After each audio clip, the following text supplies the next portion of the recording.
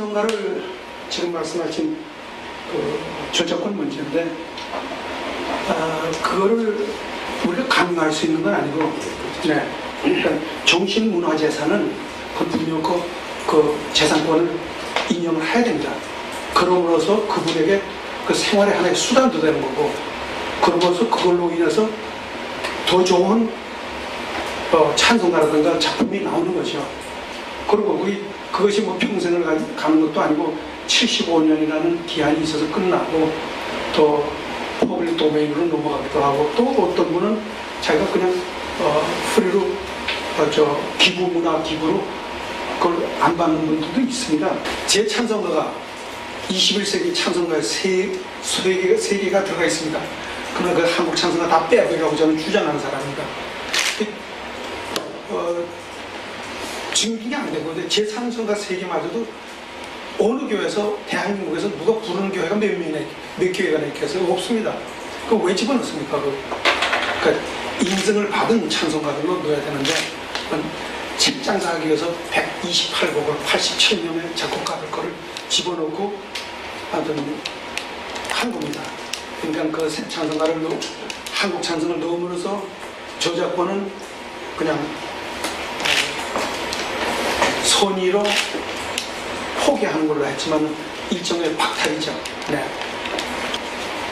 가장 큰 문제 중에 하나가 저작권인데요. 저작권을 아주 구시대적인 발상으로 접근하는 건 안 됩니다. 그건 아무리 해도 안 될 거예요. 정말 좋은 곡들이 다 빠지게 됩니다. 그래서 저작권을 내는 건 국제적인 추세입니다. 국제적인 관례가 있어요.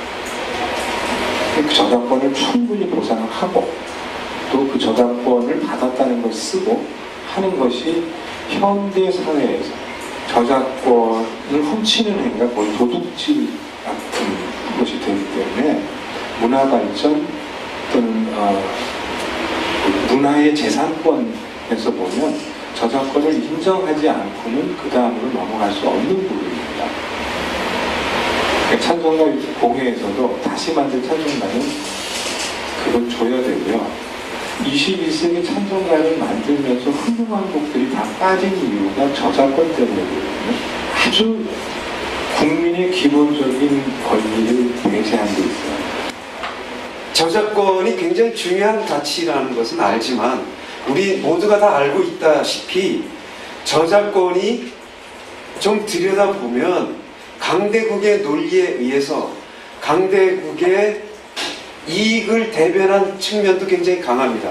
그래서 저는 다른 것도 아니고 하나님께 찬송을 하는 이 찬송가의 문제에 있어서 그 정신을 생각해 보면 하나님께 드리는 찬송의 문제를 카피레프트의 운동, 지적 재산권이 아닌 카피레프트의 운동에서 이 부분을 접근해서 이 저작권 문제를 돌파할 수 있는 방법은 없을까?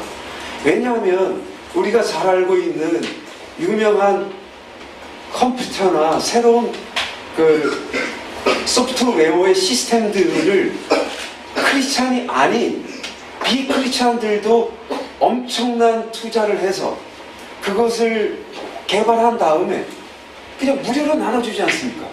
근데 크리스찬들이 하나님께 드리는 예배에 사용하는 곡을 물론 한 번에 혁명적으로 이걸 다 바꿀 수는 없겠죠. 하지만 지금부터라도 이 부분을 카피레프트 운동의 입장에서 이것이 좀 더 성서적인 의미를 가지고 있고, 그러니까 미국, 우리가 잘 알고 있지만 미국이 지적재산권 운동 그렇게 얘기하면서도 사실은 들여다보면 자기의 기득권을 지키는 행태를 계속해오고 있다는 것은 웬만한 사람 다 알잖아요. 지금 이번 21세기 찬송가를 만들었을 때 처음에 저작권을 발생시키지 않는다는 전제하에 저작권을 요구하는 사람들은 그 작품을 뺐습니다. 그러니까 홍준호 선생님 말씀하신 것처럼 좋은 작품들이 안 들어오게 되는 거거든요. 그러니까 어쨌든 이번 22세기 찬송가의 기본적인 현대 방향은 뭐냐면 빼는 거였단 말이죠. 자, 빼기로 하고 시작했으면 공정하게 다 빼야 되는 거잖아요. 다 빼기로 했던 건데 나중에 알고 보니까는 뭐 4억 8천만 원이라는 돈이 그 찬송가 공예 회기는 매년 4월 1일부터 그 다음에 3월 31일까지 한 회기인데 1년 회기 기준으로 4억 8천만 원이라는 저작권이 빠져나가게 발견됐어요. 보고가 됐어요. 4억 8천만 원이 빠져나갔는데 그 돈이 왜 빠져나갔나 보니까 저작권이었단 말이죠. 1년 회계, 한 회계의 저작권. 그 4억 8천만 원이면 엄청난 돈이잖아요. 그것도 다 근데 알고 보니까 이게 다 외국으로 빠져나갔단 말이죠. 그 곡수는 몇 곡 정도 했는데 21곡이었단 말이죠. 외국 작품자가 이 찬송가에 들어왔는데 21곡에 대한 저작권을 갖다가 건 거죠. 그래서 그거 줄 수밖에 없는 상황이 발생했어요. 그럼 이제 어떻게 해야 되겠습니까? 이건 그러니까 문제 간단해요. 찬송가 공예가 저작권 문제에 대해 처리 안 하고 책 낸 거거든요. 이 고양이, 내가 고양이라고 말하기 딱 맞지 않습니까? 도둑고양이죠. 근데 이런 상황에서 그 나머지 작곡가들이 가만히 있겠습니까? 처음에는 하나님의 영광을 위해서 내가 저작권을 갖다가 저작권은 내 직접 재산이지 않습니까? 우리나라 법적으로 내 재산을 한 찬송가 공예 한국교회에 이렇게 헌금하는 거거든요. 헌금하겠다 이 그걸로 이런 건데 그렇게 약속하고 한 것인데 4억 8천만 원 엄청 돈이 한약에 나가버리니까 열받죠 작곡가들이. 그 소송 걸었잖아요. 5명 작곡가 소송 걸어서 5명 작곡가 15곡에 대한 소송 걸었죠. 어떻게 됐습니까? 졌죠. 자성공회가. 또 5억이나 냈죠. 그럼 또 나머지 작곡가 가만히 있어요? 찬송가 편곡했다는 한 사람 또 소송 걸었잖아요. 해가지고 또 찬송가에 또 졌죠. 4억인가 냈죠. 이번에 또 걸려있어요. 20명이 걸었어요. 저 법정 투쟁 중이거든요.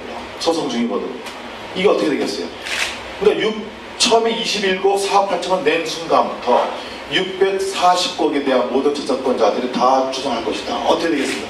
이제 해마다 찬송가 공예가 문제가 되면 얘들만 문제되면 얘 고양이니까 얘들만 문제되면 딱 괜찮은데 한국계 전체가 개독교 지금 욕먹고 있는 상황에서 다 이미지가 엉망이 되고 한국계가 온통 그 진흙탕 싸움 다 하고 난 걸 다 보고 이게 다 겪어야 돼요 우리가 지금 공역처럼.